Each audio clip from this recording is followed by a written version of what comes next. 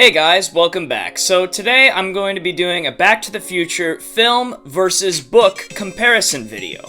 And I'm also going to be putting in some extra little things about Back to the Future that I like, or some things that I've noticed. And I'll also talk about some of the Back to the Future merchandise that I have. But we're going to start off with one certain piece of merchandise: the Back to the Future novelization. Now, this is actually a first edition copy of the Back to the Future novel, but as you can see, it's been tattered over the years of use. But this is a perfect time to talk about the differences between the Back to the Future book and movie. So the first difference is that Marty's Battle of the Bands takes place while he also has detention. So he has to devise a plan where he has a matchbook, a piece of gum, and a lens from the projector. And he sticks the matchbook next to the smoke detector on the ceiling with the gum, and then he focuses the sunlight with the projector lens onto the matches, and they light on fire and create a bunch of smoke, set off the smoke alarm, so he gets out of detention. And because he knew what was going on, he was able to rush out and get in front of everybody else. And this is actually where it also unveils a very interesting difference. Marty grabs a skateboard and looks over his shoulder. He says, "I'm gonna borrow this. I'll bring it back to you tomorrow, Wheeze." So the skateboard that Marty has in the novelization isn't actually his skateboard. It's some Wheeze character. The whole matchbook sequence was actually filmed when Eric Stoltz was playing Marty before they got Michael J. Fox on the role. There's also a scene in the book where Strickland puts Marty's Walkman in a vise and crushes it. And then my favorite difference between the book and the movie comes in. When Marty arrives in 1955 and goes to the Lyon Estates, his homestead in 1985, in the movie he pushes the DeLorean behind a sign that's promoting the Lyon Estates. But in the book, he actually finds his home, that was his home in 1985, that's first being built in 1955, and he uses his 1985 key to unlock the door and get into the garage so he can hide the DeLorean in the garage of his home. Now, I love that scene, even though, they could have changed the locks, and they probably would have too, but it's just a cool idea, and I love that they put that in there. And then there's other smaller things, like how the phone number for Jennifer's grandma that she writes down on the piece of paper, it's different in the book than it is in the film. And also you see an appearance from Arthur McFly, George's dad, and so that's also somewhat interesting. And they show that Arthur McFly is just as pathetic as George, emphasizing more that the McFlys actually have been pathetic throughout Hill Valley history. When Doc is done with the brain analyzer, instead of taking it off and examining it like he does in the movie, he actually destroys it out of anger, which I think is kind of funny. A few more less notable differences are when Sam Baines, Lorraine's dad, hits Marty with his car, he's actually sorry to Marty and he feels bad instead of getting upset, like he does in the movie. Another smaller difference is when George is at Lou's Cafe, when he drinks the chocolate milk, he actually doesn't wipe off his chocolate mustache when he goes up to Lorraine.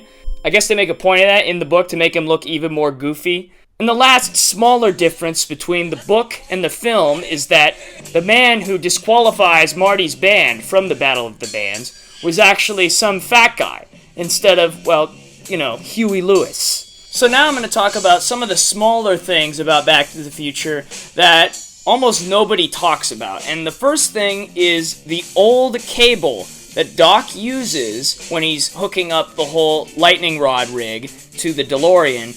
And that cable is actually a really old stage light cable that was used very commonly in the 1920s and 30s. The cable that was used in the film was a 1927 Mole Richardson stage light cable. Now that is cool, because it's definitely something that you would have around in 1955. But another thing that I wanted to talk about, another prop that's never talked about with Back to the Future, is the Burgess battery. It's actually a Burgess dry cell number 2 that's strapped onto the back of Doc's walkie-talkie in Back to the Future Part 3. When he's on the train, there's a big scene. It's right in the middle of the scene. It's put out in the front pretty clearly. Everybody sees it. Like the lightning cables, you see them in multiple shots, even see them alone almost. But they're never really talked about, and that's why I want to talk about it. So it's actually a battery from the early 1900s. The company Burgess was founded in 1917, and as you guys know, Back to the Future Part 3 takes place in 1885. So it was supposed to be like an early 1900s, late 1800s style battery. In fact, Eveready did make batteries at that time that looked similar to that, but they just chose to use a battery company that was founded a lot later for some reason, probably because the stripes made it look more like an old bat. I don't know, but they just chose to use one that was from the early 1900s, which still works. Nobody's going to do the work like I did to go find out when that battery was made. Or when the company was founded. I actually don't know when the battery was made. It's too much digging. But the company was founded in 1917, so battery came out after. Something else in Back to the Future Part 3 that I want to bring up for this video, just because I think it's so hilarious, is when Doc and Marty are working on the DeLorean after they've uncovered it from the original Doc that had been set back to 1885 by mistake. Doc finds a part that had failed, and he says, no wonder this chip failed. It's made in Japan. And Marty responds with, what do you mean, Doc? All the best stuff is made in Japan. Now, this is hilarious to me because the person who's saying it's made in Japan is 1955 Doc. A Doc that had just experienced World War II. And so people who had just experienced World War II, they weren't a huge fan of Japan, So it's just a funny little thing that they put in there. And at the time, Japan was known for having high production but lower quality stuff, like how China is now. Japan was like the China of the 50s. But Marty, of course, thinks Japan makes all the best stuff because in the 80s is when Japan started making all the best stuff. They made the best trucks. My pickup is a Toyota Tacoma. Those are the best pickups ever made. Sorry, American trucks, but they're better, Nintendo, awesome company. They saved video games from the Americans who destroyed it, the video game market, in 1983. So yeah, Japan in the 80s started making all the best stuff. That whole sequence, as somebody who's a huge fan of history, I just love it so much. And a fan of Japan, I just love it so much. So next, I wanted to talk about some deleted scenes that I think should have been kept in the movie, but unfortunately weren't. So the first one would be the Darth Vader from Planet Vulcan scene. This deleted scene actually shows Marty talking about what George refers to in the scene afterwards where he's late and he sees Marty. It also shows a scene where Marty chloroforms George.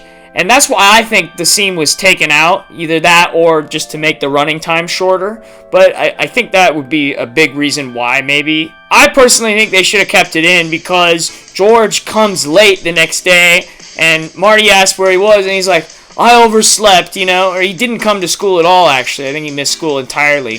But that would explain why that happened. He got chloroformed.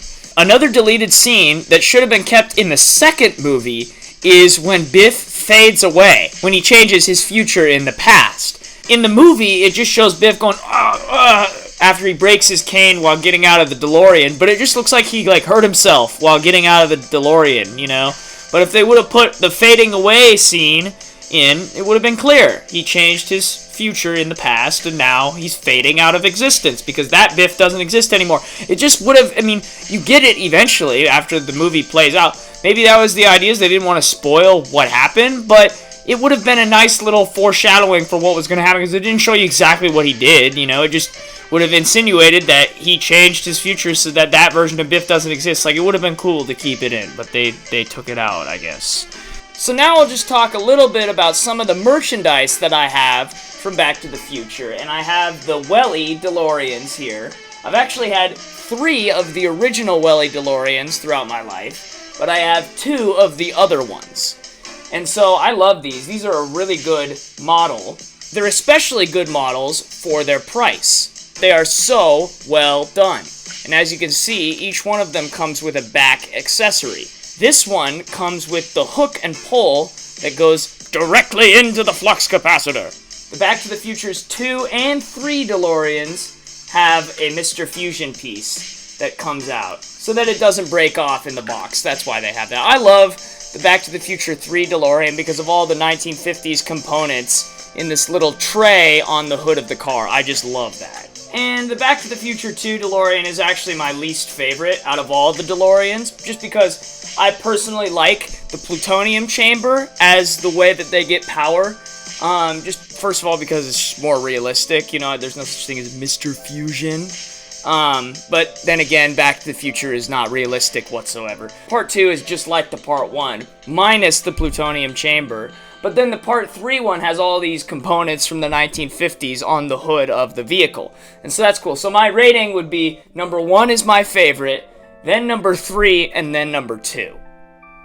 Which is unfortunate, and I may as well bring this up now, that most of the merchandise that is made for Back to the Future is merchandise that came out of Part 2. So this hat, for example, or the shoes, you know, the Nike Air Mags, those came from Part 2. And all of the really detailed DeLoreans that had come out up until the one that I had just seen lately, which is the 1/8 scale one, that's in the original form. But most of the really nice, for example, the Diamond Select DeLorean, the ones that light up basically, those are all done in the number 2 format. Or, for example, the Lego DeLorean is in the number 2 format.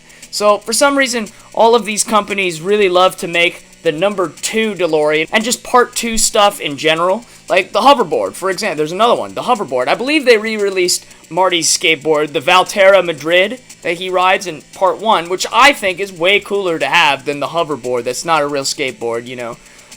But they're not nearly as inexpensive or common as those hoverboards. So I just really think people should be looking more for the merchandise from the original movie. I don't know why it's not more sought after. Or, for example, the Nike Bruins that Marty wears in Part 1. Why are those not more sought after than the Nike Air Mags? I would personally rather have the vintage Nike Bruins over these weird sci-fi future concept shoes. They're just totally impractical. So, I mean, it's just like, I would way rather have the vintage Nike Bruins. I think they look sweet. Now I figure I'll go over some of the Back to the Future shirts that I have, because they would be included in merchandise, right? So I have this one, which just has the regular Back to the Future logo with the DeLorean there. And it looks like the DeLorean is even backing in. Then we have this one here, which just has 88 miles per hour. And then it has another back picture of the DeLorean with the Back to the Future logo, much smaller in the very corner there. I actually got this shirt along with this hat when I went to Universal Studios last. Here we have a flux capacitor shirt, which has actually been featured before on the channel at some point. So that's cool. I love that shirt. That shirt is awesome. And the last one I have here that's awesome as well is Emmett's Custom Auto Shop. And it has like a DeLorean there, you know. It says, "You got the money, we got the time." Yeah, that's pretty cool. And it's got the Back to the Future logo right there underneath the DeLorean. Yeah, that's a cool one.